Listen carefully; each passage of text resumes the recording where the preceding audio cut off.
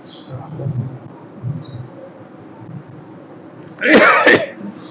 الله الرحمن الرحيم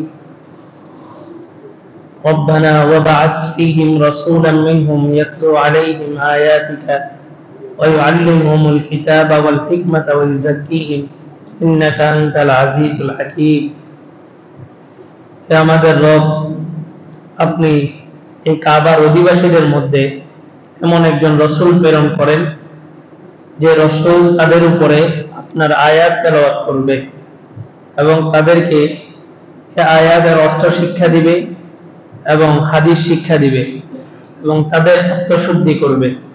নিশ্চয়ই আপনি পরাক্রমশালী এবং মহাপ্রজ্ঞাবান। আল্লাহ হযরত ইব্রাহিম আলাইহিস সালাম কাবা শরীফ বানানোর পর একটা দোয়া করছেন। কাবা শরীফ এটা আল্লাহ তাআলার ঘর, এটা হেফাজতের জিম্মাদারি আল্লাহ তাআলার। আল্লাহ রাসূল সাল্লাল্লাহু আলাইহি ওয়াসাল্লাম যে বছর জন্মগ্রহণ করছেন ওই বছর একটা ঘটনা ঘটছে যেটাকে বলা হয় আসহাবুল ফিল, কুস্তি বাহিনী। ইয়ামানের শহর সনআ ইয়ামান, সেখানে একজন বাদশা ছিল আবরাহা। আবরাহা দেখলো যে প্রত্যেক বছর হজের সিজনে পৃথিবীর দূর দূরান্ত থেকে মুসলমানরা কাবার উদ্দেশ্যে মক্কা ঘর জিয়ারতের উদ্দেশ্যে মক্কায় যায়। তার কাছে এটা মনে হইল যে একটা ঘরকে কেন্দ্র করে সব মুসলমান ওইখানে কেন যাবে, আমার দেশের মানুষ হুবাহু ওরকম একটা ঘর আমি তৈরি করব, ওই ঘরকে তারা তওয়াফ করবেন। 2016 বা 17 দিকে দেওয়ানবাগী একটা কাবা শরীফ বানাইছিল বাংলাদেশে। অর্থাৎ বাংলাদেশের যারা দেওয়ানবাগী পীর অনুসারী তারা সেখানে যায় এটাকে তওয়াফ করবেন। তা আবরাহা এটা বানাইছে একটা ঘর হুবাহু কাবা শরীফের মতো। বানানোর পরে এটা উদ্বোধন করার আগেই এক মুসলমান ওই ঘরের মধ্যে ঢুইয়া একদম মেহরাবের কাছাকাছি বা মূল জায়গা যেখানে এখানে মল ত্যাগ করছে, বাথরুম সারছে। আবরাহা উদ্বোধন করার জন্য আসলো, আইসা দরজা খুলে দেখে যে একটা দুর্গন্ধ ভিতরে, এবং পরে তথ্য নিয়ে দেখলো যে এই ঘরটাকে নষ্ট করে দিছে। তো তার এতটা গোসা আসলো যে সে সিদ্ধান্ত নিছে যেই ঘরের কারণে আমার ঘরকে সম্মান হানি করা হয়েছে আমি ওই ঘরটাকে ধ্বংস করে দিব। তখন সে ব্যাটালিয়নদের একটা বড় ফোর্স নিয়ে কাবা ঘর ধ্বংসের উদ্দেশ্যে হাতির পিঠের উপরে উঠে রওনা করে। হাতি কেন নিছে? হাতি চলার গতি স্লো হইলেও হাতির মাধ্যমে অনেক শক্তিশালী কিছু কাজ করা যায় যেটা উটের মাধ্যমে করা যায় না, ঘোড়ার মাধ্যমে করা যায় না। কুস্তি বাহিনী নিয়ে রওনা দিল। কাবা শরীফের কাছে গেছে, লম্বা ঘটনা মাঝখানে। কাবা শরীফের কাছে যাওয়ার পরে সেখানে দেখলো যে উট, অনেকগুলো উট। তো সরাসরি যেই তো কাবার উপর আক্রমণ করা যায় না, মানুষকে উস্কানি দিতে হবে, মানুষকে উদ্বুদ্ধ করতে হবে, জনগণের বিপক্ষে প্রথম যুদ্ধ করতে হবে, কইরা জনগণকে পরাস্ত করে এরপরে কাবা শরীফে হামলা করতে হবে। কারণ কাবা শরীফের আজমত তৎকালীন মুসলমান না হলেও প্রত্যেকটা মানুষের দিলের মধ্যে ছিল। আবু তালেব কাবা শরীফের খাদেম ছিল এবং সমস্ত মানুষ আল্লাহ রাসূল আসার আগে কাবা ঘর তওয়াফ করত উলঙ্গ অবস্থায়, তাসদিয়া এবং হাতে তালি দিত। এটা তাদের তওয়াফের একটা সিস্টেম ছিল। বাঁশি বাজাইতো, হাতে তালি দিত আর উলঙ্গ হয়ে কাবা শরীফ তওয়াফ করত। জাহিলি যুগ ছিল। আবরাহা আসছে, আয়েশা মানুষের সাথে যুদ্ধ করবে কিভাবে? ওই যে 100টা ঘোড়া দেখছে ময়দানের মধ্যে, এই ঘোড়া সবগুলা সে জমা করে রেখেছে। ঘোড়াগুলা ছিল আব্দুল মুত্তালিবের। আব্দুল মুত্তালিব মক্কাবাসীকে ডাকলো, সবাইকে ডাইকা বললো যে এই কুস্তি বাহিনীর সাথে যুদ্ধ করা আমাদের দ্বারা সম্ভব না, তারা পূর্ণ ব্যাটালিয়ন প্রস্তুতি নিয়ে এখানে আসছে। তো তোমরা সবাই পাহাড়ের উপত্যকায় চলে যাও। আবু তালেব মক্কার সমস্ত মানুষকে পাহাড়ের উপত্যকায় পাঠিয়ে দিয়েছে। এরপরে আবু তালেব নিজেই আবরাহার কাছে গেল। যাওয়ার পর আবরাহা মনে করছে যে হয়তো নত স্বীকার করে আসছে। আবরাহা বলতেছে, তাহলে তোমার আমার শক্তি সম্পর্কে, ক্ষমতা সম্পর্কে আন্দাজ হয়েছে। আব্দুল মুত্তালিব বললেন যে আমি ওই জন্য আসি নাই, আমি আসছি তুমি আমার যে ঘোড়াগুলা নিয়ে গেছো ঘোড়াগুলা দাও, দিয়ে দাও, আমার ঘোড়া আমাকে দিয়ে দাও। তো আব্রাহা বলল যে আমি তোমাদের কাবা ঘর ধ্বংস করব, তোমার ভিতরে এটার প্রতি কোনো এহসাস নাই, তুমি আসছো তোমার ঘোড়া নেওয়ার জন্য। তখন আব্দুল মুত্তালিব বলল যে আমি ঘোড়ার মালিক, আমি আমার ঘোড়া নিতে আসছি, আর ওই কাবা ঘরের একজন মালিক আছে, উনি ওনার ঘরে হেফাজত করবে। তখন আব্রাহা চতুর্দিক থেকে প্রস্তুতি নিল কাবার উপর আক্রমণ করবে। আল্লাহ তাআলা আবাবিল পাখি, আবাবিল মানে হচ্ছে পাখি, আমাদের দেশে ভুল প্রসিদ্ধ আবাবিল পাখি, একটা ছোট ছোট চড়ুই পাখির মতো তাফসীরি কিতাবের মধ্যে আসে। প্রত্যেকটা চড়ুই পাখি দুই পায়ের মধ্যে দুইটা ছোট ছোট জব বুট, ছোট বুট, যে বুটের সাইজের কঙ্কর ছিল, আর মুখের মধ্যে একটা, অর্থাৎ প্রতিটা পাখি তিনটা করে কঙ্কর নিয়ে আসে, দুই পায়ে দুইটা আর মুখে একটা। তাফসীরি কিতাবের মধ্যে আসে হস্তি বাহিনীকে লক্ষ্য করে উপর থেকে ছাড়ছে, এই ছোট পাথর কণাগুলোর ভিতরে এত পরিমাণ পাওয়ার ছিল যে পাথর যদি কোনো মানুষের মাথার উপরে ঢুকছে তো মাথা দিয়ে ঢুইকা তার নাড়িভুঁড়ি নিয়ে হস্তির হাতির ভিতর দিয়ে ঢুইকা হাতির নাড়িভুঁড়ি সহ নিচে বের হয়ে গেছে, এত পাওয়ারফুল ছিল। আল্লাহ তাআলা বলেন ওয়া আরসালা আলাইহিম তায়রান আবাবিল, আবাবিল পাখি পাঠাইলাম, তারমিহিম বিহিজারাতিন মিন সিজ্জিল, এরা ছোট ছোট কিছু কঙ্কর নিয়ে সেখানে নিক্ষেপ করছে। ফাজআলাহুম কাআসফিন মাকুল, বিজ্ঞান ওই জায়গাটার উপরে, ওই কঙ্করগুলোর উপরে গবেষণা করে অ্যাটম বোম, টাইম বোম এগুলো বানাইছে, বোমা আবিষ্কার হয়েছে ওইটার উপরে গবেষণা করে। ওই কঙ্করগুলো কিসের ছিল, কোন পাহাড়ের কঙ্কর ছিল, কি এটার মধ্যে কি মেডিসিন মিশানো হয়েছে, এগুলো সব তাফসীরি কিতাবের মধ্যে আসছে। ইমাম কুরতুবী রাহমাতুল্লাহ আলাইহি এগুলা সব দেখে দিয়ে গেছে। আজকের আধুনিক বিজ্ঞান তথ্য প্রযুক্তি আবিষ্কার করে আল্লামা শফী সাহেব রাহমাতুল্লাহ আলাইহি মারিফুল কোরআনের মুসান্নিফ, উনি কসম খেয়ে বলছেন যে বিজ্ঞান ততটুকু পর্যন্ত আবিষ্কার করতে পারছে যতটুকু পর্যন্ত ইমাম কুরতুবী রাহমাতুল্লাহ আলাইহি দিক নির্দেশনা দিয়ে গেছে, এর বাইরে বিজ্ঞান কিছুই করতে পারে না। তা আল্লাহ তাআলা বলছেন এই ঘর আমি বানাইছি, এই ঘরের হেফাজতের জিম্মাদারি আল্লাহ। এই কারণে ফুকাহায়ে কেরাম বলেন যেই জায়গায় একবার মসজিদ হয়ে গেছে ওই জায়গায় আর মসজিদ ছাড়া অন্য কিছু করা যাবে না, ওই মসজিদের জায়গা বিক্রি করে মসজিদের জায়গায় অন্য কিছু বানানো যাবে না। ভারতের বাবরি মসজিদকে শহীদ করা হয়েছে, যেটা একবার মসজিদ হয় মুসলমানদের ইমানি দায়িত্ব হচ্ছে এই মসজিদকে হেফাজত করার জন্য নিজের জানও কোরবান করে দিতে হবে। ওই সময় নিজের জানের চাইতে মসজিদ হেফাজতের প্রয়োজনীয়তা বেশি পড়ে। আল্লাহ আল্লাহ তাআলা যুগে যুগে এই কাবার উপরে যারাই আক্রমণ চালাই দিতেছে যে কোনো ভাবে আল্লাহ তাআলা নিজ কুদরতি হাতে এটাকে হেফাজত করছেন। এবং দাজ্জাল আসার পরে দাজ্জাল পৃথিবীর সব জায়গায় ঢুকতে পারবে, মক্কা মদিনাতে ঢুকতে পারবে না। মক্কা মদিনাতে কিয়ামতের আগে একটা ভূমিকম্প হবে, এই ভূমিকম্পের মাধ্যমে সমস্ত মুনাফিকগুলো মক্কা থেকে বের হয়ে যাবে, আর পৃথিবীর বিভিন্ন প্রান্তে ঈমানদাররা তখন আস্তে আস্তে মক্কার দিকে চলে যাবে, মক্কা মদিনার দিকে চলে যাবে। আল্লাহ আল্লাহ তাআলা কাবা শরীফকে এত সম্মানী বানাইছেন যে কাবা ঘরে যদি এক নামাজ পড়া হয় এক রাকাতে 1 লক্ষ রাকাতের সওয়াব দান করেন। অর্থাৎ আপনি যদি আজকে ফজর কাবা শরীফে পড়তেন মক্কায়, তাহলে 1 লক্ষ ফজরের নামাজের সওয়াব দান করা হবে। আর মদিনাকে আল্লাহ তাআলা এত সম্মানী বানাইছেন যে মদিনায় 1 রাকাত নামাজ পড়লে 50,000 রাকাত নামাজের সওয়াব। বাইতুল মাকদাসকে আল্লাহ সম্মানী বানাইছেন, যেটার ব্যাপারে 3টা বক্তব্য আসছে, 25,000, 75,000, 1 লক্ষ। ওটা মুসলমানদের আগের কিবলা ছিল বাইতুল মাকদাস। এই 3টা মসজিদ ছাড়া পৃথিবীর সব মসজিদ এক সমান, সব মসজিদ।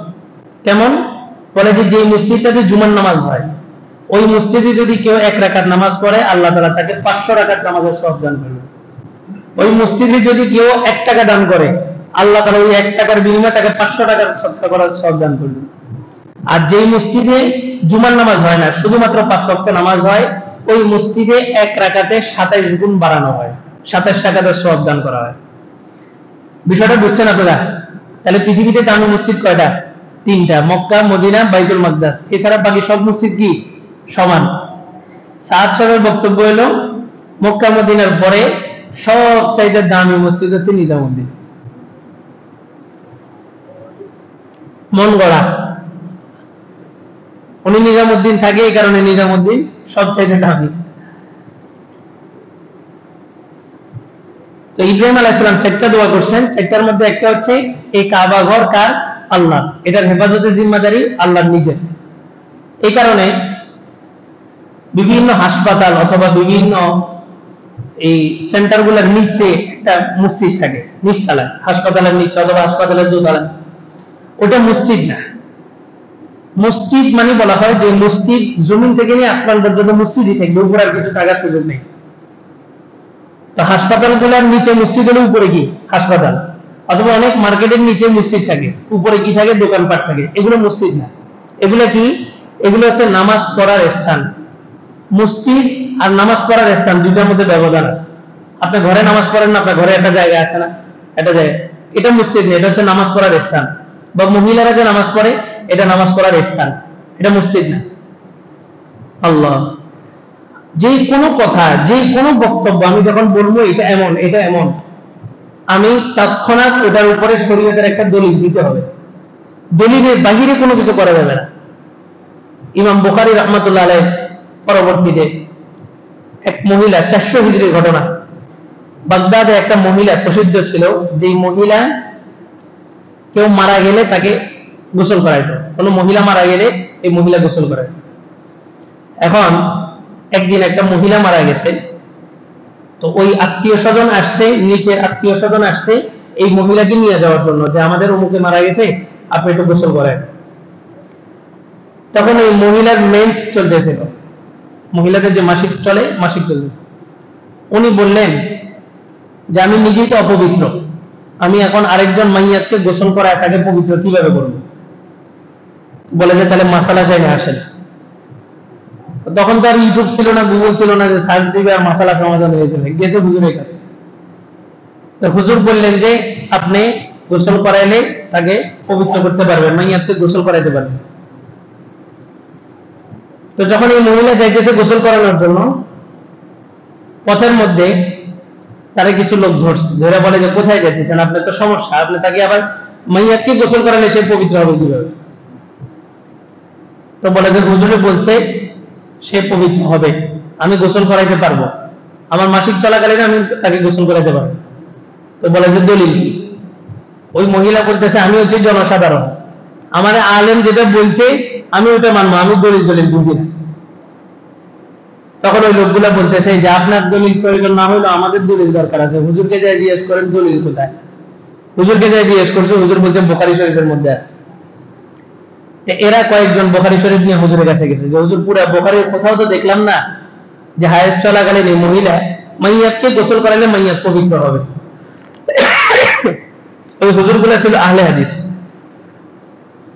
তখন হুজুর বললেন যে বুখারী শরীফের মধ্যে সবকিছু উল্লেখ করা নেই, কোরআনের মধ্যে সবকিছু বিস্তারিত উল্লেখ করা নেই। কোরআন বুঝার জন্য কি দরকার? হাদিস দরকার। হাদিস বুঝার জন্য কি দরকার? সাহাবীদের বক্তব্য দরকার। সাহাবীদের বক্তব্য বুঝার জন্য কি দরকার? মাযহাবের ইমামদের মত দরকার।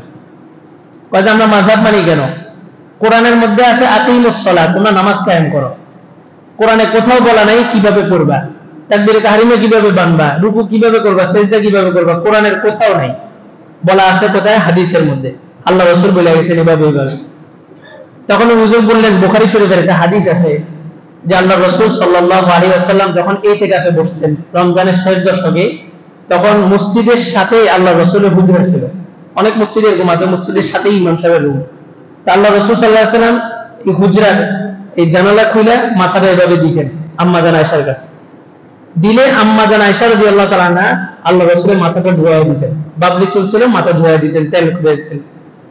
আম্মা জান আয়েশা রাদিয়াল্লাহু তাআলা আনহা তখন মেন্স চলতেছিল, এই মেন্স চলাকালীন আল্লাহ রাসূলের মাথা মুছা দিছে, ধোয়া দিছে, ওযু করায় দিছে। তো মেন্স চলাকালীন যদি রাসূলকে পবিত্র করতে পারে, তোমার ওই মাইয়াত কি রাসূলের চাইতে দামি হয়ে গেছে যে তাকে পবিত্র করার জন্য নিজে পবিত্র হতে হবে? বিবাহের অনুষ্ঠান, এটা বললে হয়তো অনেক অন্যভাবে নিতে পারে। হুজুর গেছে, যাওয়ার পরে বলে যে মোহর কত? 10 লাখ। বিয়ে করাবো না কেন? মোহরে ফাতেমি। মোহরে ফাতেমি বর্তমানে বাজারে 1.5 লক্ষ টাকা বা 2 লক্ষ টাকা হবে। এখন আপনার ছেলে কি আলী, ছেলে আলীর মতো বৈশিষ্ট্যের অধিকারী? ছেলের সারা জীবন লুচ্চামি বাটপাড়ি সবকিছু করছে, এই ছেলের বিয়ের সময় যে আপনি কইতেছেন মোহরে ফাতিমি করতে হবে, ওই যে মেয়ের সাথে বিয়ে দেওয়া হইতেছে মেয়েটা কি ফাতেমা রাদিয়াল্লাহু তাআলার মতো? এখন মোহরে ফাতিমি যদি ধরা হয় 1.5 লক্ষ থেকে 2 লক্ষ টাকা, এবার 2 লক্ষ টাকা ধরলে কদিন পরে মারামারি লেগে ছেড়ে দিচ্ছে। 2 লাখ টাকা আর কি, বুঝেন নাই? 2 লাখ টাকা দিতে আর কি, 2 লাখ টাকা দিয়ে মেয়ে ছেড়ে দিচ্ছে, মেয়ের জীবন শেষ। শরীয়তের মেজাজ বুঝতে হবে। ওই যুগে আলীর মতো লোকের জন্য আল্লাহ রাসূল বলছেন মোহরে ফাতিমি। আপনার ছেলে কি আলীর মতো হয়েছে? আপনার মেয়ে কি ফাতেমার মতো হয়েছে? আপনার যে ওখানে যায় সারা জীবন কোনো সুন্নতের খবর নাই, ওখানে যায় মোহরে ফাতিমি ধরেন নেই, ওখানে 10 লাখ 15 লাখ 20 লাখ এটা অবস্থা অনুযায়ী করছে। 20 লক্ষ টাকা যদি মোহরা না থাকে, এই ছেলে এই মেয়ের গায়ে হাত উঠাইতে ঢবে চিন্তা হাত উঠাবে যে আমি চাইলে আমার 20 লক্ষ টাকা দিতে হবে। আর মোহরই ধরছে 10,000 টাকা, 1 সপ্তাহ পরে মায়ের 10,000 টাকা দিয়ে বিদায় করে দিচ্ছে, মেয়ের জীবন শেষ। শরীয়তের মেজাজ বুঝতে হবে। আল্লাহ তাআলা আমাদেরকে কথাগুলো বুঝার আমল করার তৌফিক দান করুন। আল্লাহ রাসূলের ব্যাপারে ইব্রাহিম আলাইহিস সালাম দোয়া করলেন যে এমন একজন নবী পাঠান যিনি এসে 4টা কাজ করবে, সমস্ত নবীদের 4টা কাজ। 1 নাম্বার কোরআন তেলাওয়াত করবে, রাসূলের 4টা কাজের মধ্যে 1 নাম্বার হচ্ছে কোরআন তেলাওয়াত করবে। 2 নাম্বার ওয়া ইউআল্লিমুহুমুল কিতাব, তাদেরকে কোরআনের অর্থ শিক্ষা দিবে। ওয়াল হিকমা, হিকমতের ব্যাখ্যা অনেকে করছেন যে হাদিস শিক্ষা দিবে। ওয়া ইউযাক্কিহিম, তাদের আত্মশুদ্ধি করবে। গতকালকে বলছিলাম যে প্রত্যেকেরই একজন আলেম থাকা দরকার, একজন পিশাচ থাকা দরকার, প্রত্যেকেরই ব্যক্তিগত সম্পর্ক। ডাক্তার কাছে যায় যেমন রোগ গোপন করলে নিজের ক্ষতি, হুজুরের কাছে যাও নিজের গোপন করলে ক্ষতি। আমার কাছে আরো বছর 7-8 মাস আগে একজন আসছিলেন, এটা একটা কথা প্রাসঙ্গিক ভাবে বলা, এগুলা বলাও নিষেধ। আয়েশা বললেন যে হুজুর যে কোনো একটা ঘটনায় আমি একজনকে মানে তাকে হত্যার পিছনে আমি জড়িত ছিলাম, প্ল্যানিং যেগুলো হয়েছে বা তাকে যে মার্ডার করা হয়েছে মার্ডারের মধ্যে আমি জড়িত। আমার এখন অনুশোচনা যাচ্ছে, আমি এখন রাত দিন ঘুমাইতে পারি না, খাবার খেতে পারি না, আমি খুব কষ্টের মধ্যে আছি। আমার তওবার কি সুরত, আমার তওবার কি ব্যবস্থা? শরীয়তের বিধান হচ্ছে কেউ যদি কাউকে হত্যা করে অথবা হত্যায় যদি জড়িত থাকে, তার বিধান হচ্ছে তাকে হত্যা করা হবে। এটাকে বলে কিসাস, রক্তের বিনিময় রক্ত, জানের বিনিময় জান। কেউ যদি কারোর চোখ উঠায় ফেলে, এটার বিচার হচ্ছে তারও একটা চোখ উঠায় ফেলানো হবে। আর কেউ যদি কাউকে হত্যা করে, এটার বিধান হচ্ছে তাকে হত্যা করা হবে। এখন গত আমলের কথা, সরকারি আমলের কথা, স্বৈরাচারের, তো বলে যে এমন একটা পরিস্থিতি যে আমি যদি ধরাও খাই তা আমাকে কেউ কিছু করার মতো নাই, সব সিস্টেম করা আছে। যে কোনো এক বড় নেতার আন্ডারে থেকে মার্ডারটা করছে, তা আমি বলছি আমার 1 সপ্তাহ সময় দেন, আমি আপনাকে মাসালাটার সমাধান দিব। আমি গেছি হুজুরের কাছে, যা বললাম যে হুজুর এরকম একটা মাসালা আসছে, এটা তো জটিল মাসালা, এটা তো যে কোনো ভাবে সমাধান দেওয়া যাবে না।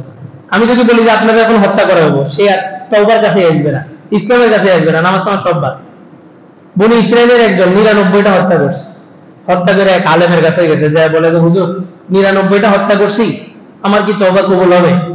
ওই হুজুর বলে 99টা হত্যা করছো, তুমি 99 বার জন্ম নিলেও তো তোমার তওবা কবুল হবে না। তো ওই বনি ইসরায়েলের ওই লোক বলে যে 99টা হত্যা করছি, তওবা যেহেতু কবুল হবে না, তার একটা বাকি রেখে লাভ কি? তো ওই হুজুরের সহ 100টা পূরণ করছে। তার হুজুরের কাছে যায় কয় যে হুজুর আমার কি তওবা কবুল হবো? এক হুজুরে ফতোয়া দিছিল হবো না, ওই হুজুরে আমি দিয়ে 100টা পূরণ করছি। ওই হুজুর বলে না, আপনার তওবা কবুল হবে, আল্লাহ তাআলা তাতে আপনার তওবা কবুল হবে। আমি হুজুরের কাছে যাই, বললাম যে হুজুর কি করার, এটা কি সমাধান?